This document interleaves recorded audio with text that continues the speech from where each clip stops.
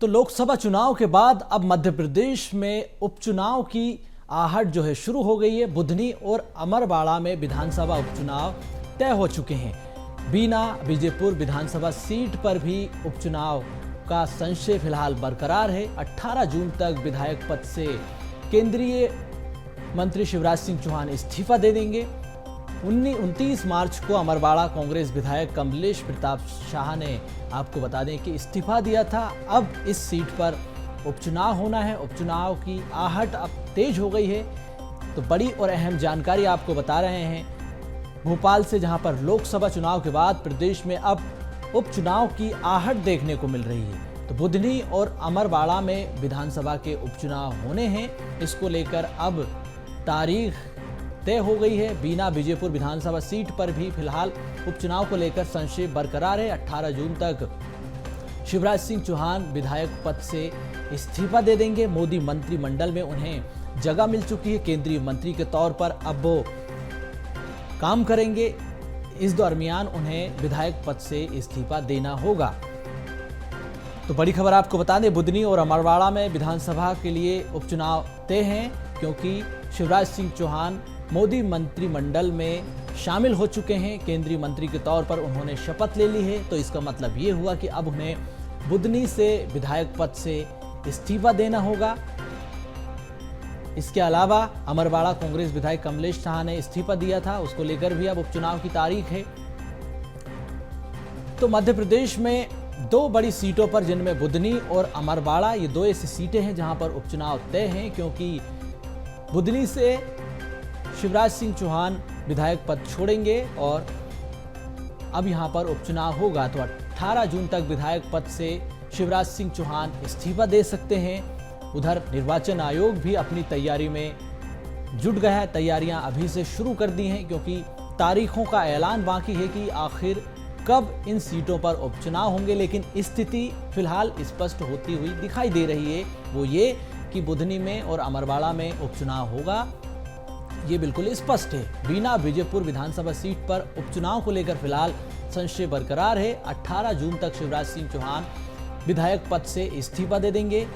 केंद्रीय नेतृत्व के साथ अब वो मोदी मंत्रिमंडल में काम करेंगे। केंद्रीय मंत्री के तौर पर उन्होंने कल शाम को शपथ ले ली है और शिवराज सिंह चौहान ने कहा है कि देश के विकास में, मध्य प्रदेश के विकास में अब काम करना है, देश को आगे बढ़ाना है, प्रदेश की प्रगति के लिए काम करना है और दिल्ली नेतृत्व के साथ मिलकर अब प्रदेश के विकास, देश की समृद्धि, सुख शांति के लिए काम करेंगे शिवराज सिंह चौहान। तो दो चीजें अभी जो जानकारी मिल रही है वो ये कि बुधनी और अमरवाड़ा में उपचुनाव की आहट, सुगबुगाहट तेज हो गई है और स्थिति इन दोनों सीटों पर स्पष्ट है कि यहां पर अब उपचुनाव होना तय है। बुधनी और अमरवाड़ा, बुधनी से शिवराज सिंह चौहान 18 जून तक इस्तीफा दे देंगे। उसके बाद यहां पर उपचुनाव की तारीख निर्वाचन आयोग तय करेगा। तो केंद्रीय मंत्री अब शिवराज सिंह चौहान बन चुके हैं। विधायक सीट उनको छोड़ना पड़ेगी बुधनी की। इसके लिए 18 जून तक वो इस्तीफा दे सकते हैं। लोकसभा चुनाव के बाद मध्य प्रदेश की सियासत में अब उपचुनाव की आहट और सियासत अब एक बार फिर मध्य प्रदेश की गरमाने जा रही है। उधर कांग्रेस भी अपनी तैयारी में जुट चुकी है। कांग्रेस को भी पता चल चुका है कि बुधनी सीट पर उपचुनाव होना है, तो नए सिरे से तैयारी करनी होगी, संगठन को फिर से खड़ा करना होगा।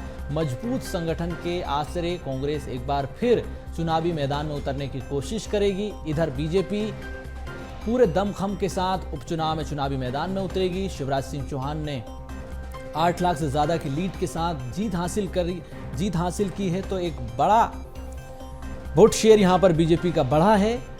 59% वोट शेयर के साथ बीजेपी ने यह बड़ी जीत हासिल की है। क्लीन स्वीप, एक तरफा जीत मध्य प्रदेश की सियासत में 29 सीटों पर क्लीन स्वीप किया। उनमें शिवराज सिंह चौहान ने भी लीडिंग एज लिया है। बुधनी से 8 लाख से ज्यादा वोटों से उन्होंने जीत दर्ज की है और अब उन्हें बुधनी सीट छोड़ना होगी, क्योंकि बुधनी से शिवराज सिंह चौहान विधायक हैं। विदिशा से अब वो सांसद बन चुके हैं, केंद्रीय मंत्री के तौर पर शपथ ले चुके हैं। तो यही वजह है कि अब एक पद पर उन्हें रहना होगा, सांसद के तौर पर, केंद्रीय मंत्री के तौर पर। अब वो जनता की सेवा करेंगे, जनता के बीच जाएंगे। तो बड़ी और अहम जानकारी यही है कि बीजेपी, जो कि हमेशा चुनावी मोड में रहती है, और चुनावी मोड एक बार फिर एक्टिव होने जा रहा है बीजेपी का। उधर निर्वाचन आयोग की अपनी तैयारी है, इसको लेकर अभी हालांकि तारीखों का ऐलान नहीं हुआ है, लेकिन बुधनी और अमरवाड़ा ये 2 सीटें ऐसी हैं जिन पर अब निर्वाचन आयोग तैयारी में जुट गया है। संवाददाता विवेक राणा हमारे साथ इसी खबर पर जुड़ चुके हैं। विवेक, प्रदेश में ये तो स्थिति स्पष्ट हो गई कि बुधनी और अमरवाड़ा पर उपचुनाव होना है। शिवराज सिंह चौहान अब केंद्रीय मंत्री बन चुके हैं। बुधनी सीट, जो कि विधायक है, वहां से ये सीट अब उनको छोड़नी पड़ेगी। उपचुनाव की क्या तैयारी है, निर्वाचन आयोग की क्या तैयारी, बीजेपी की क्या तैयारी, कब तक इस्तीफा दे देंगे शिवराज सिंह चौहान?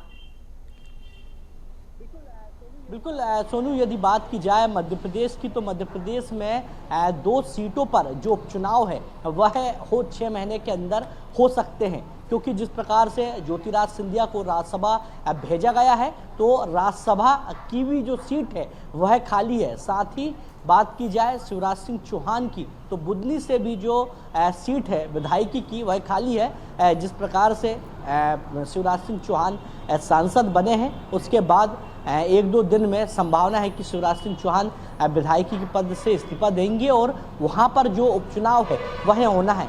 इसी प्रकार यदि बात की जाए मानसून सत्र की, तो जब मानसून सत्र शुरू होगा उस दौरान और भी तस्वीर साफ होती हुई दिखाई देगी कि मध्य प्रदेश की कई ऐसी विधानसभा सीटें हैं जहां पर उपचुनाव होना है, क्योंकि कई ऐसे कांग्रेस के विधायक हैं जिन्होंने बीजेपी का दामन लोकसभा चुनाव के पास थाम लिया था। इसी प्रकार बात की जाए रामनिवास रावत की, यदि बात करें, या बात की जाए कांग्रेस के विधायकों की, तो करीब 3 ऐसी विधायक हैं कमलेश्वर शाह सहित, जिन्होंने कांग्रेस से बीजेपी में आए, और अब कांग्रेस पार्टी जब सत्र शुरू होगा उस दौरान विधानसभा अध्यक्ष से मांग करेंगे इस्तीफे की, और कहीं ना कहीं साक्ष्य के साथ कांग्रेस पार्टी तमाम जो सबूत है वह विधानसभा अध्यक्ष के पटल पर रखते हुए दिखाई देंगे। उसके बाद संभावना है कि जिस प्रकार से जो जीते हुए सांसद हैं शिवराज सिंह चौहान, उस बुधनी लोकसभा चुनाव सीट पर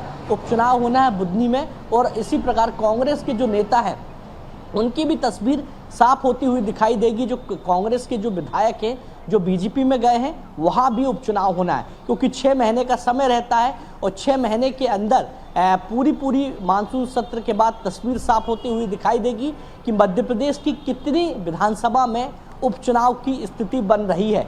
हालांकि सूत्रों की माने या आंकड़ों को देखें तो करीब 5 ऐसे विधानसभा है मध्य प्रदेश की जहां पर जो विधानसभा उपचुनाव होने दिखते नजर आ रहे हैं। जी, बीजेपुर और बीना की क्या स्थिति है? वहां पर संशय की स्थिति लगातार बरकरार है।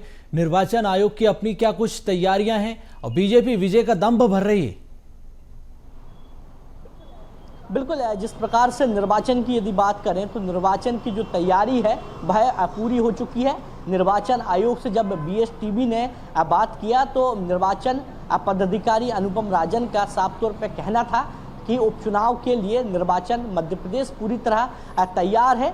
जब उनके पास आदेश आएगा उसके बाद कभी भी जो उपचुनाव की तारीख है उस तारीखों का जो ऐलान है वो कर दिया जाएगा। हालांकि बीजेपी और कांग्रेस दोनों ही पार्टी दम भरती हुई दिखाई दे रही उपचुनाव को लेकर। जी, बीजेपी की क्या कुछ तैयारियां हैं चुनाव को लेकर? बीजेपी के नेता कह रहे हैं कि एक तरफा जीत हमारी लोकसभा में हुई है और अब जो उपचुनाव होंगे उसमें भी जीत सुनिश्चित है, जनता बीजेपी पर भरोसा करती है।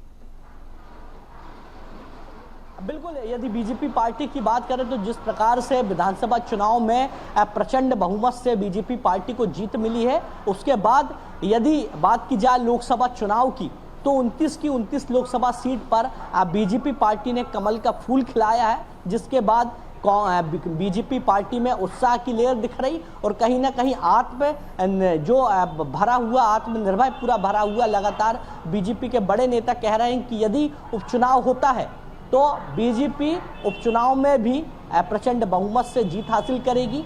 मगर कांग्रेस का कहना है कि जो नेता कांग्रेस से बीजेपी में गए हैं तो आम जनता उनको इस उपचुनाव में करारा जवाब देगी। अब देखने वाली बात है कि कहीं ना कहीं उपचुनाव को लेकर जो तैयारी है वो मध्य प्रदेश में शुरू हो गई है और अब निर्वाचन आयोग द्वारा जब तारीखों का ऐलान किया जाएगा उसके बाद से ही कांग्रेस बीजेपी में जो टक्कर है, आरोप प्रत्यारोप का जो दौर है, वो एक बार फिर तेज होता हुआ दिखाई देगा। जी बिल्कुल। तो जिस तरह से बिखरी बिखरी सी हुई कांग्रेस नजर आ रही है चुनावी मैदान में, उपचुनाव में क्या कुछ स्थिति देखने को मिलेगी? जो बिखरे हुए कांग्रेस के नेता हैं उनकी क्या जमावट की स्थिति है? कैसे जुटान होगा कांग्रेस के नेताओं का, कार्यकर्ताओं का? कैसे संगठन मजबूत होगा?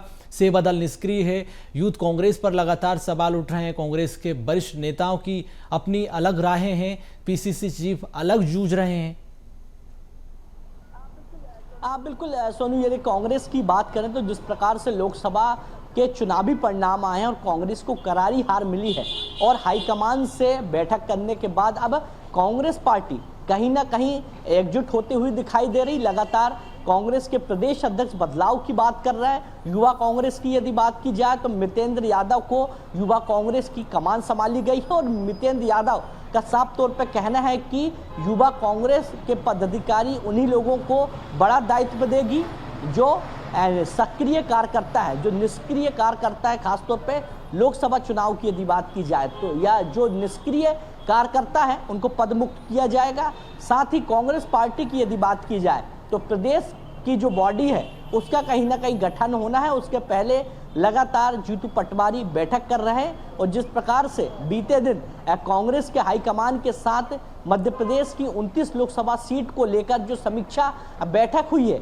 उसके बाद से ही मध्य प्रदेश में कांग्रेस पूरी तरह एक्टिव दिखाई दे रही है, क्योंकि कल भी युवा कांग्रेस के तमाम कार्यकर्ताओं ने प्रदेश सरकार के खिलाफ, भ्रष्टाचार के खिलाफ विरोध किया था और मानसून सत्र जिस प्रकार से शुरू होने वाला है उसके लिए भी कांग्रेस और कांग्रेस की जो विंग्स है वह तमाम जो तैयारी है वह करती हुई दिखाई दे रही है।